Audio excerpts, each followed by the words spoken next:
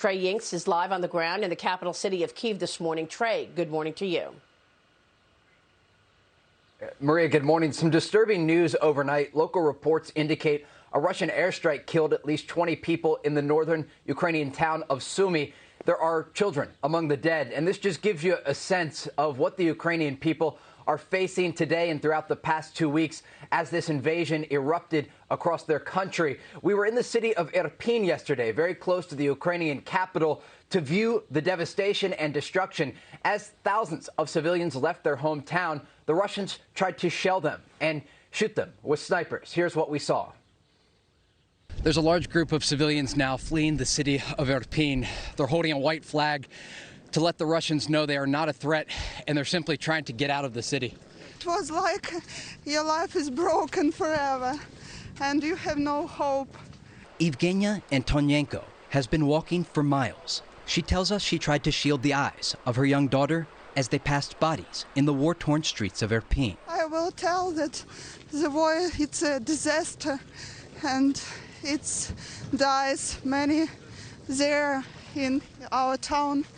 Many die people just like on the street. In the distance, Ukrainian soldiers crouch down, worried about Russian snipers and shelling. They tell fleeing civilians to hurry and stay low. The evacuation for these people has become much more difficult as the Russians fire mortar shells at this position. I live in a complex over there in the another end of the city Irpin.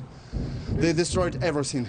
Yesterday, 4 people were killed as they left this suburb of Kyiv. Residents say Russian troops pushed forward overnight and drove tanks through the streets. They told us to go because there is a war, and when we started to go, we saw that near our houses was 3 tanks. Russia says they aren't targeting civilian areas, though today the sounds of war pierce the air of this town.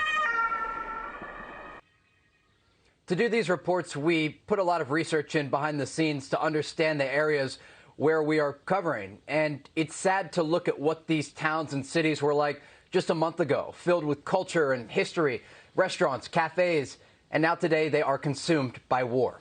Maria? It's just unbelievable. Great reporting, Trey. The International Atomic Energy Association is confirming that another nuclear site near Kyiv was damaged by Russian shelling. What can you tell us on that?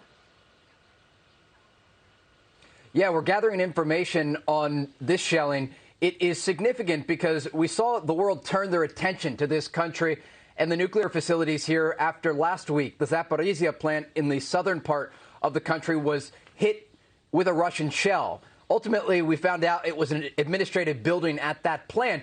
But the fact there was shelling so close to nuclear reactors was extremely concerning to the international community, as there was radioactive material at that plant. We're gathering information about this shelling in the northern part of the country near Kyiv. But once again, it shows the Russians are indiscriminately firing. They're not taking into account the fact that they are hitting areas that have radioactive material. And this is a country that has seen the disaster that nuclear facilities can cause, with Chernobyl just north of where we're at right now. So it's something to watch in the coming days, and it's also something you are going to likely hear more condemnation from the West talking about even in the coming hours, because this is a significant development and something that's extremely dangerous. Maria? Unbelievable. Trey, thanks very much. Trey Yingst this morning in Kyiv, Ukraine.